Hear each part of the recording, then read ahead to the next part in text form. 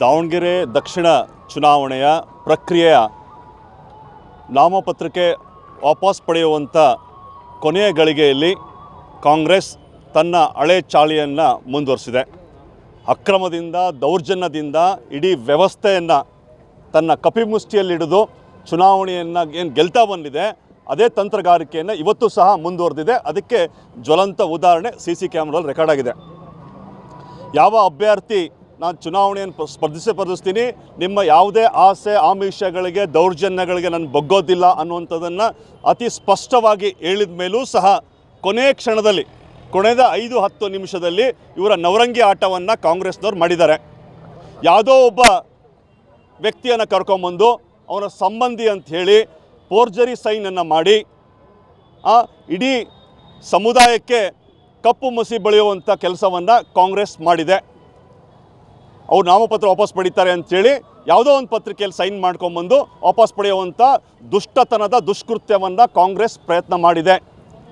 ಎಲ್ಲ ಸಮಯದಲ್ಲೂ ತಮ್ಮ ಪುಂಡಾಟಿಕೆ ದೌರ್ಜನ್ಯ ನಡೆಯೋದಿಲ್ಲ ಅನ್ನೋದಕ್ಕೆ ಇವತ್ತೊಂದು ಜ್ವಲಂತ ಉದಾಹರಣೆ, ಜ್ವಲಂತ ಸಾಕ್ಷಿಯಾಗಿದೆ.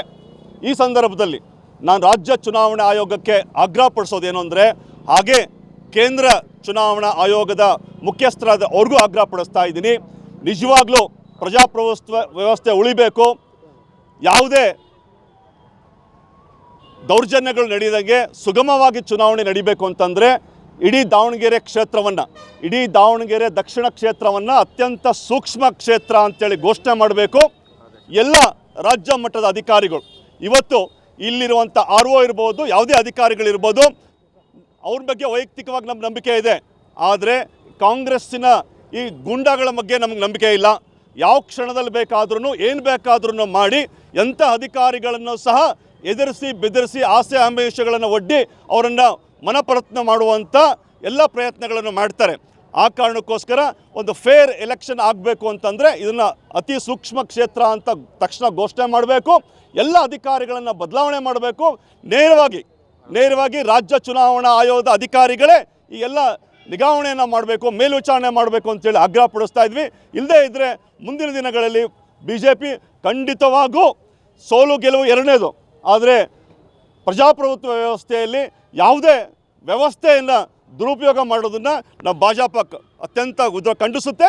ಮುಂದಿನ ದಿನಗಳಲ್ಲಿ ನಡೀಲಿಕ್ಕೆ ಬಿಡೋದಿಲ್ಲ. ಯಾವ ಹಂತಕ್ಕೆ ಹೋದ್ರೂ ಬೇಕಾದ್ರೂ ನಾವು ತಡೆಯುವಂಥ ಕೆಲಸವನ್ನು ಮಾಡ್ತೀವಿ ಅಂತೇಳಿ ಈ ಮೂಲಕ ಆಗ್ರಹಪಡಿಸ್ತೇವೆ.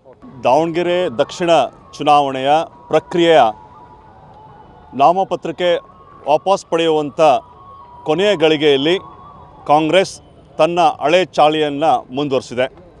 ಅಕ್ರಮದಿಂದ ದೌರ್ಜನ್ಯದಿಂದ ಇಡೀ ವ್ಯವಸ್ಥೆಯನ್ನು ತನ್ನ ಕಪಿಮುಷ್ಟಿಯಲ್ಲಿಡಿದು ಚುನಾವಣೆಯನ್ನು ಏನು ಗೆಲ್ತಾ ಬಂದಿದೆ, ಅದೇ ತಂತ್ರಗಾರಿಕೆಯನ್ನು ಇವತ್ತು ಸಹ ಮುಂದುವರೆದಿದೆ. ಅದಕ್ಕೆ ಜ್ವಲಂತ ಉದಾಹರಣೆ CC ಕ್ಯಾಮ್ರಲ್ಲಿ ರೆಕಾರ್ಡ್ ಆಗಿದೆ.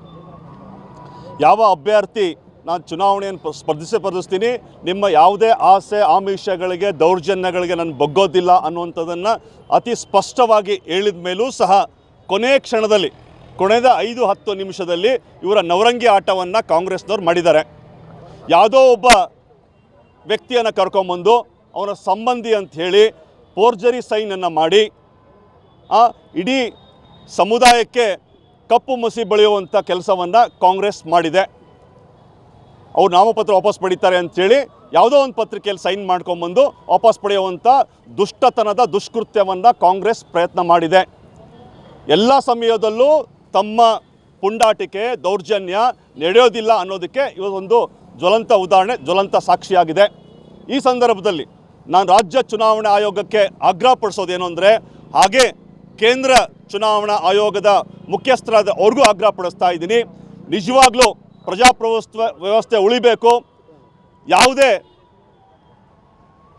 ದೌರ್ಜನ್ಯಗಳು ನಡೆಯದಂಗೆ ಸುಗಮವಾಗಿ ಚುನಾವಣೆ ನಡೀಬೇಕು ಅಂತಂದರೆ ಇಡೀ ದಾವಣಗೆರೆ ಕ್ಷೇತ್ರವನ್ನು, ಇಡೀ ದಾವಣಗೆರೆ ದಕ್ಷಿಣ ಕ್ಷೇತ್ರವನ್ನು ಅತ್ಯಂತ ಸೂಕ್ಷ್ಮ ಕ್ಷೇತ್ರ ಅಂತೇಳಿ ಘೋಷಣೆ ಮಾಡಬೇಕು. ಎಲ್ಲ ರಾಜ್ಯ ಮಟ್ಟದ ಅಧಿಕಾರಿಗಳು ಇವತ್ತು ಇಲ್ಲಿರುವಂಥ RO ಇರ್ಬೋದು, ಯಾವುದೇ ಅಧಿಕಾರಿಗಳಿರ್ಬೋದು, ಅವ್ರ ಬಗ್ಗೆ ವೈಯಕ್ತಿಕವಾಗಿ ನಮ್ಗೆ ನಂಬಿಕೆ ಇದೆ. ಆದರೆ ಕಾಂಗ್ರೆಸ್ಸಿನ ಈ ಗುಂಡಾಗಳ ಬಗ್ಗೆ ನಮಗೆ ನಂಬಿಕೆ ಇಲ್ಲ. ಯಾವ ಕ್ಷಣದಲ್ಲಿ ಬೇಕಾದ್ರೂ ಏನು ಬೇಕಾದ್ರೂ ಮಾಡಿ ಎಂಥ ಅಧಿಕಾರಿಗಳನ್ನು ಸಹ ಎದುರಿಸಿ ಬೆದರಿಸಿ ಆಸೆ ಆಮಿಷಗಳನ್ನು ಒಡ್ಡಿ ಅವರನ್ನು ಮನಪರತ್ನ ಮಾಡುವಂಥ ಎಲ್ಲ ಪ್ರಯತ್ನಗಳನ್ನು ಮಾಡ್ತಾರೆ. ಆ ಕಾರಣಕ್ಕೋಸ್ಕರ ಒಂದು ಫೇರ್ ಎಲೆಕ್ಷನ್ ಆಗಬೇಕು ಅಂತಂದರೆ ಇದನ್ನು ಅತಿ ಸೂಕ್ಷ್ಮ ಕ್ಷೇತ್ರ ಅಂತ ತಕ್ಷಣ ಘೋಷಣೆ ಮಾಡಬೇಕು, ಎಲ್ಲ ಅಧಿಕಾರಿಗಳನ್ನು ಬದಲಾವಣೆ ಮಾಡಬೇಕು, ನೇರವಾಗಿ ರಾಜ್ಯ ಚುನಾವಣಾ ಆಯೋಗದ ಅಧಿಕಾರಿಗಳೇ ಈ ಎಲ್ಲ ನಿಗಾವಣೆಯನ್ನು ಮಾಡಬೇಕು, ಮೇಲ್ವಿಚಾರಣೆ ಮಾಡಬೇಕು ಅಂತೇಳಿ ಆಗ್ರಹ ಪಡಿಸ್ತಾ ಇದ್ವಿ. ಇಲ್ಲದೇ ಇದ್ದರೆ ಮುಂದಿನ ದಿನಗಳಲ್ಲಿ BJP ಖಂಡಿತವಾಗೂ ಸೋಲು ಗೆಲುವು ಎರಡನೇದು, ಆದರೆ ಪ್ರಜಾಪ್ರಭುತ್ವ ವ್ಯವಸ್ಥೆಯಲ್ಲಿ ಯಾವುದೇ ವ್ಯವಸ್ಥೆಯನ್ನು ದುರುಪಯೋಗ ಮಾಡೋದನ್ನು ನಾವು ಭಾಜಪ ಅತ್ಯಂತ ಖಂಡಿಸುತ್ತೆ. ಮುಂದಿನ ದಿನಗಳಲ್ಲಿ ನಡೀಲಿಕ್ಕೆ ಬಿಡೋದಿಲ್ಲ. ಯಾವ ಹಂತಕ್ಕೆ ಹೋದ್ರೂ ಬೇಕಾದ್ರೂ ನಾವು ತಡೆಯುವಂಥ ಕೆಲಸವನ್ನು ಮಾಡ್ತೀವಿ ಅಂತೇಳಿ ಈ ಮೂಲಕ ಆಗ್ರಹಪಡಿಸ್ತೇವೆ.